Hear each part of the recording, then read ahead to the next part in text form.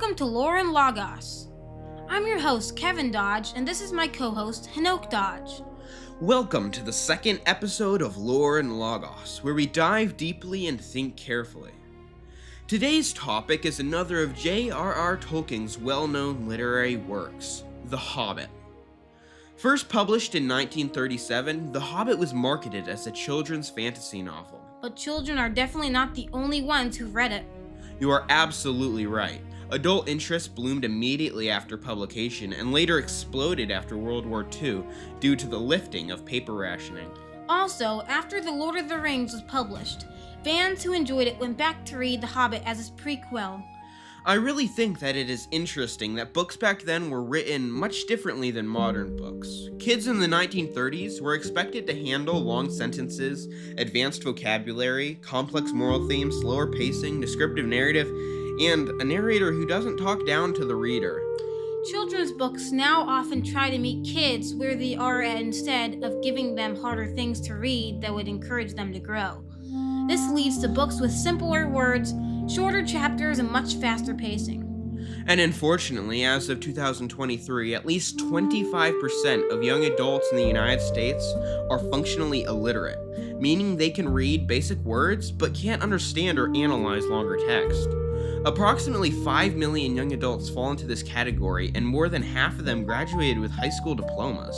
That really says a lot about our school system. Yes, it shows that a diploma is no longer a reliable sign of academic prowess, and that many schools care more about raising graduation rates than teaching students well. I am very thankful to my parents for deciding to homeschool me, and for my mom for teaching me so much of what I know. I am as well. So let's look at a quick summary of The Hobbit. The main character is Bilbo, who is a hobbit. Hobbits are Proportioned slightly like humans, but are only 2 to 4 feet high. Tolkien's dwarves are approximately 4 feet and 6 inches tall to 5 feet tall. So hobbits are a little shorter than dwarves and are small, sturdy, and friendly. They are peace-loving and enjoy working with the soil, gardening and farming in the rich dirt of the Shire. Some interesting traits that come into play later in both The Hobbit and The Lord of the Rings are their extremely loyal nature and resilience to evil and corruption. Most of Tolkien's hobbits quite disliked adventure and preferred completely peaceful lives. Although I should mention that many in the Took family did enjoy adventures. They were also rich enough for people to tolerate their queerness. The Hobbits in general had very little to do with the outside world before their grand introduction in The Hobbit and continual involvement in The Lord of the Rings. Hobbits were commonly referred to as halflings by the elves, men, and dwarves due to the fact that they were half the height of a man. In The Hobbit, Tolkien introduces the story by explaining who and what a hobbit is. We have done the same. Now let's look deeper at the actual plot. So the book starts off with Bilbo in his hobbit hole. Bilbo is a respected hobbit that never does anything unexpected. That is, until he is around 50 years of age. And by the way, it probably would be good to mention that hobbits live longer than humans. Bilbo at 50 was not even considered middle-aged yet. He would be approximately in his early 30s if he were a human. Gandalf the Grey, one of the 5 Maiar sent to Middle-earth, also known as Mithrandir, shows up one morning at Bilbo's respectable hobbit hole called Bag End. Gandalf there tells Bilbo that an adventure would be good for him and leaves, having chosen him to be the 14th member of a dwarven expedition into a dragon lair in the northern reaches of Middle-earth. Bilbo had no idea what was in store for him. That is true. It was quite the unexpected journey for him. Gandalf and the 13 dwarves who came later managed to light the fire of adventure that was in Bilbo's heart and convince him to join their company. Bilbo would have a 14th share of any treasure obtained in repayment for his services as a burglar. Gandalf didn't care that he had no prior experience. He knew that Bilbo would be a valuable asset to the dwarven company of Thorin Oakenshield, grandson of Thror, king under the mountain. Thorin and his company of 13 dwarves were trying to reclaim their lost homeland of Erebor in the Lonely Mountain. But there was one small problem. Well, maybe not small. There was a dragon, a fire-breathing serpent named Smaug, sitting on the piles of gold in their forsaken homeland. He was the reason it was forsaken. Yes, Smaug was a fire drake from the north, who had swept down suddenly and taken Erebor and the Lonely Mountain as his own, along with all of the treasures inside. Over half of The Hobbit details their journey and all that happened along the way. It is very interesting, but I don't want to spoil it all for you if you haven't read it yet. I do want to say this though. Bilbo really grew throughout his journey, from stalling for time when the dwarves were about to be squashed into jelly, to fighting the Battle of Five Armies. Bilbo grew to be much more than he was before, a hobbit reading books and eating by the hearth in a hole in the ground. He still was that, but he became so much more by the end of the book. Exactly. Now let's talk about the Hobbit movies made by Peter Jackson. The three movies which compose Jackson's Hobbit trilogy are pretty controversial because there's quite a bit of added material. Some of it seems to really help the story, like each dwarf having an individual personality. But there's a lot more than just that differs in the movies. Take Azog and Bolg hunting the company, for instance. Jackson added quite a bit more than what was in the book. While it is true that he added some things that weren't in The Hobbit, a good bit of the extra content was pulled from Tolkien's own appendixes and some of his other works. Like all the extra scenes with Gandalf when he leaves the company and goes to Doggle Dur. Gandalf himself explained where he had gone in the Council of Elrond in The Fellowship of the Ring. That is true. One reason for it not being as high quality as The Lord of the Rings is shown in an interview Jackson did. In a 2015 interview with The Guardian, Peter Jackson said he often felt unprepared while making the Hobbit films, even describing parts of the shoot as winging it because he had almost no preparation time. There were several things stacked up against Jackson from the beginning, from only having 3 months of prep time to deciding last minute to make it a trilogy instead of only 2 movies. Jackson was rushed through the process of making the films. Personally, I believe that he did an amazing job with what he had and the time he had. They are well done movies, but the point we are trying to get is that they are not wholly true to the book. So let's look a little deeper at how they are different. The first film, An Unexpected Journey, covers the beginning of the book to the arrival of the dwarves on the Carrock. The second movie, The Desolation of Smaug, covers from the Carrock to Smaug flying out of Erebor intent on destroying Lake Town. Quite the cliffhanger to end the movie on.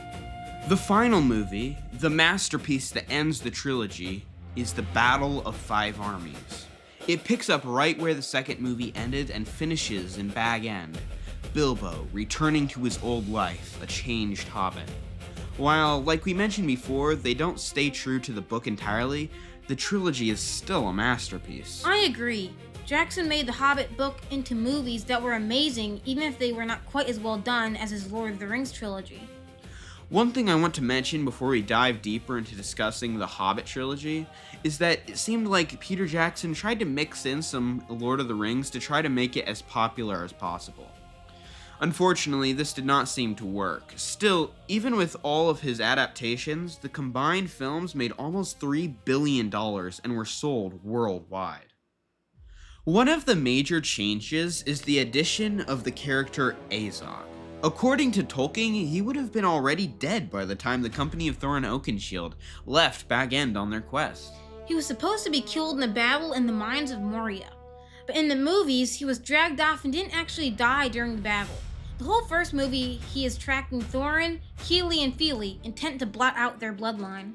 He kind of becomes the main antagonist for Thorin. Smaug plays a much smaller role in the movie than he did in the books. Some of the bad guy attention that Smaug might have gotten was distributed to Azog and Bolg, who is another orc and a spawn of Azog. Bolg proves that he is as vicious as Azog when he picks up the hunt for the dwarves in the Desolation of Smaug, when Azog is called back to lead the Necromancer's armies. The Necromancer is another character that Jackson added into the movies that is not present in The Hobbit. There are many scenes in the movies where Gandalf, with the help of Galadriel, and also Elrond and Saruman, tries to deal with this growing threat. While Gandalf mentions a lot of what he is shown doing in the films during the Council of Elrond and the Fellowship of the Ring, Jackson adds some details, like Gandalf's staff being destroyed. Unfortunately, this takes away from Smaug's terror throughout the movies. Smaug is almost more of a looming threat throughout the first half of the second movies. He makes his appearance eventually, though, and lives up to the expectations of most in the end of the second movie and the beginning of the third film. Another character that is added is Legolas. Technically, he would have been in the woodland realm ruled by his father and King Thranduil, so he probably would have seen and been there for both the capture and the interrogation of Thorin and his company, and fought in the Battle of Five Armies as well. While that is true, it remains true that Tolkien did not mention him in The Hobbit. One extremely controversial character that Jackson wholly created for his films was Tauriel. Added because The Hobbit contained predominantly male characters and no love story like Arwen and Aragorn in The Lord of the Rings, she is a deadly yet beautiful red-headed she-elf. They added her to provide an engaging love triangle between Legolas, Tauriel, and Keely, one of Thorin's nephews. Just in case if any of you were wondering, that was definitely not in The Hobbit written by Tolkien. This is one of the main things that people point out as entirely inaccurate. Tolkien had a few interracial marriages and deep relationships between elves and men, but never between dwarves and elves. Exactly. Not only did they add her in a way that changed the very essence of the interracial relationships that Tolkien created. Tolkien had a few friendships between elves and dwarves, one of the more prominent ones being that of Legolas and Gimli. Unfortunately, there is a number of so-called fans that like to assume and assert that the relationship between Legolas and Gimli, or Giggles, as they like to call it, is one that surpasses that of friendship. Some fans say that they are, or probably are, gay. Canonically, Legolas and Gimli are not gay. As a devout Catholic, Tolkien's intent was probably not to promote any ludicrous and lunatic mindsets. What we are trying to get at is that while adding in Tauriel to create a love story was unnecessary, at least they maintained the creation order as they went about it, unlike some in today's society. As we will get to in a future podcast, Peter Jackson, who also directed the Lord of the Rings films, did not seem to add any romantic subplot for Legolas and Gimli in the movies he directed. He seemed to stay pretty canonical, thankfully. Just to be clear, Kevin and I are against the perversion of the creation order, meaning that we believe that God created humanity, male and female, that marriage is and can only be between one man and one woman, and that all sexual activity belongs within that marriage. Exactly. No man with man, no woman with woman. That is a perversion to the creation order that God perfectly designed. Only the way that God designed it, one man with one woman, is the right way.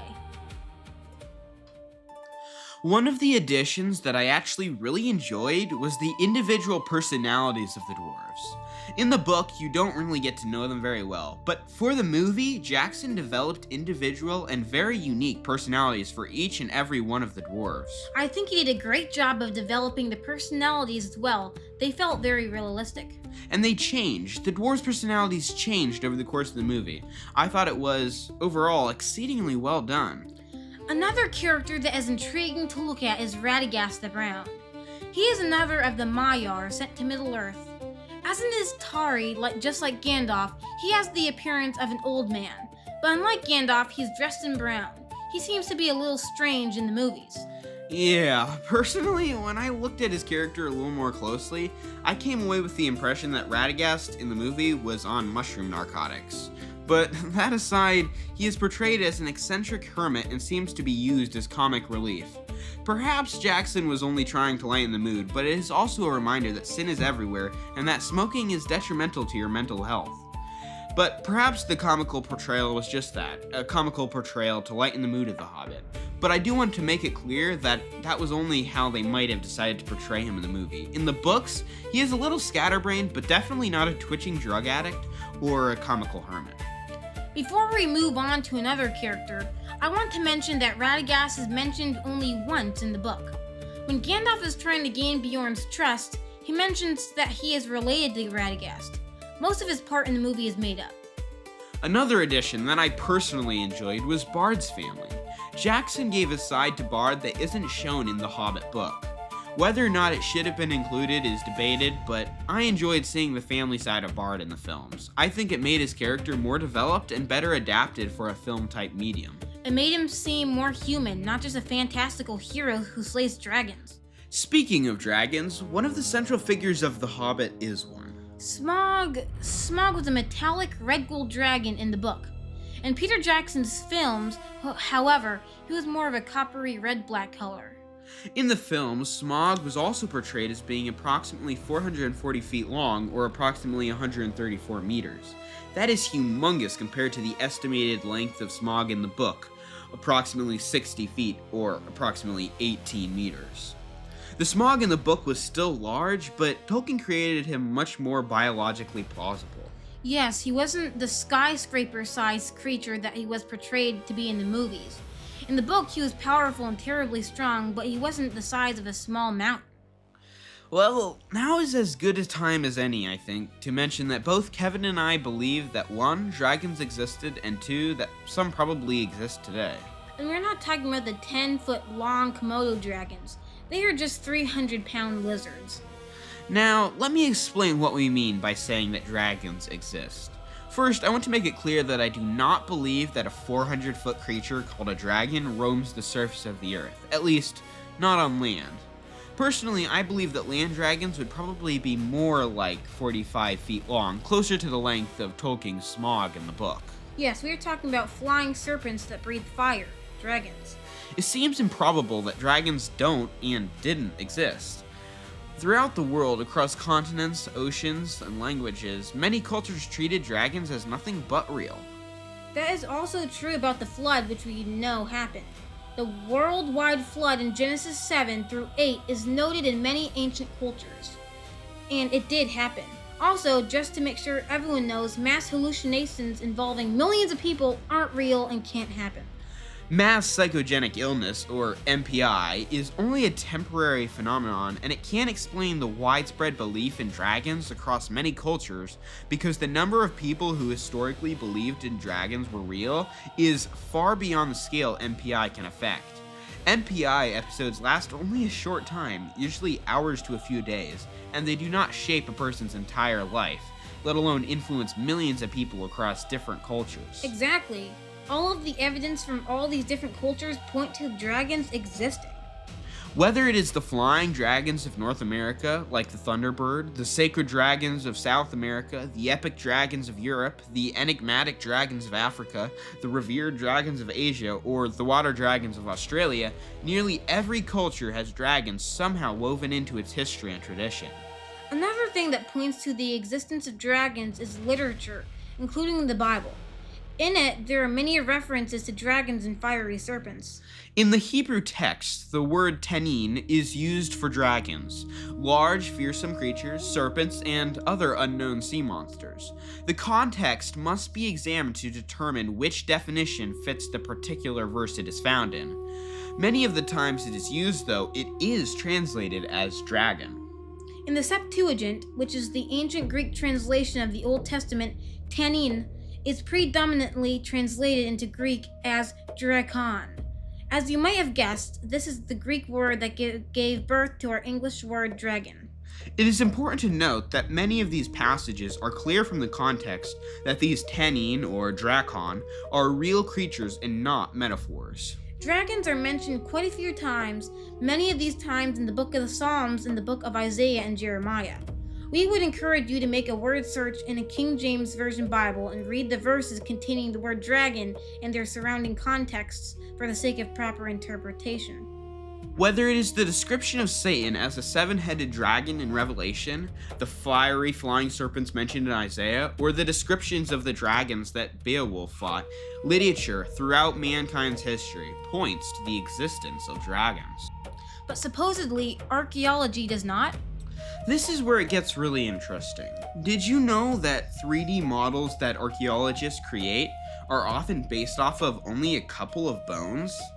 They are models of what they think these creatures might have looked like and are only hypotheses, educated guesses. So you are saying that while archaeologists claim that they haven't found dragon bones or fossils, it is because they are approaching their work with the idea that dragons are just made up or completely mythological? Pretty much. There's a lot more we could say on the topic of dragons, and maybe we will do an episode on that one day. Dragons and literature. But for now, I would suggest if you are interested in this topic to look deeper into it yourself. One last thing I wanted to mention on the topic of dragons is the fact that, according to the Strong's Dictionary, tan, the root of the word tanin, means a preternaturally formed monster. You, human listener, are preternatural, meaning that you are more than natural. You have a natural body, but you also have an eternal soul. An eternal soul that will one day be separated from your earthly body in death. There is an afterlife. You are a human created with an eternal soul that will either be cast into hell to pay eternally for your sins against an eternal God, or if you are truly saved through faith alone in Jesus Christ, the Son of God, you will live eternally with him in heaven, glorifying him. Now is the time to act. Your eternal soul is at stake.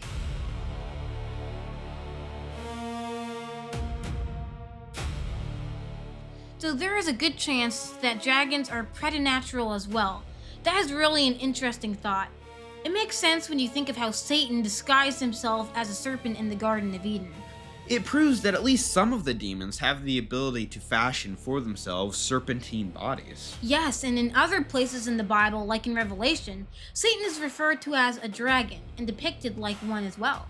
There is just so much to talk about when it comes to dragons, and I really hope that one day we'll be able to perhaps do a whole podcast on them, to dive deeply into dragon lore and consider carefully what we find. But for now, we really should get back to Smaug and the Hobbit. Yeah, I know, there's just so much we don't have time to cover. Let's see, where were we? Yeah, Smaug and his body size. So like I was saying, in the book, he wasn't the skyscraper-sized creature that he was portrayed to be in the movies.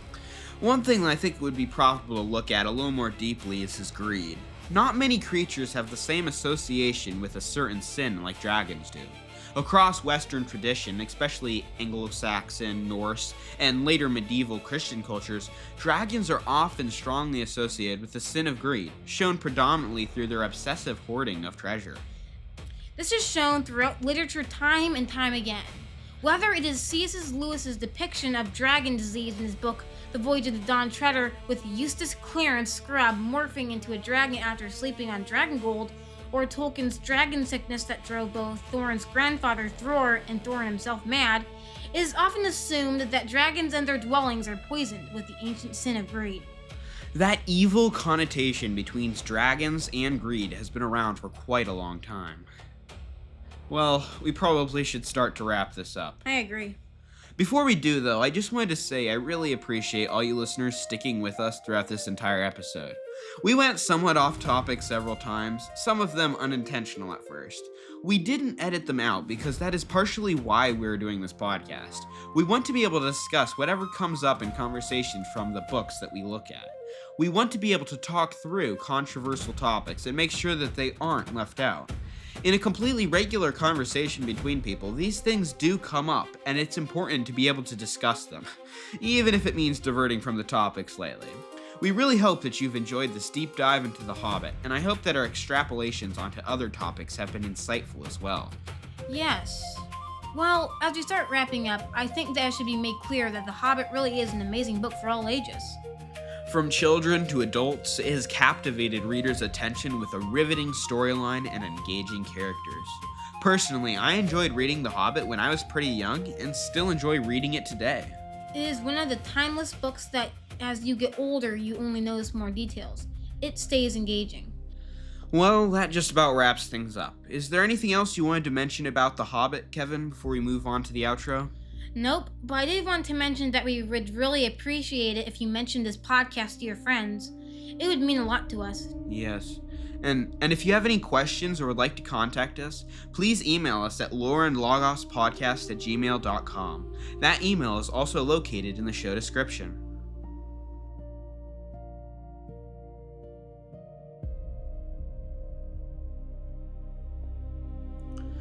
With so many people on their phones all the time, classic fantasy novels like The Hobbit are often replaced with video games and social media. Many people are too sucked into the world of technology to truly appreciate the world of profitable fantasy that is just around the corner. I would encourage you to find time to put down your phone, find The Hobbit, and read the high fantasy novel filled with adventure, mythical creatures, and the richly imagined world of Middle-earth built by J.R.R. Tolkien. Dive deeply, think carefully, and Lord willing, we will see you next month. Thank you for listening.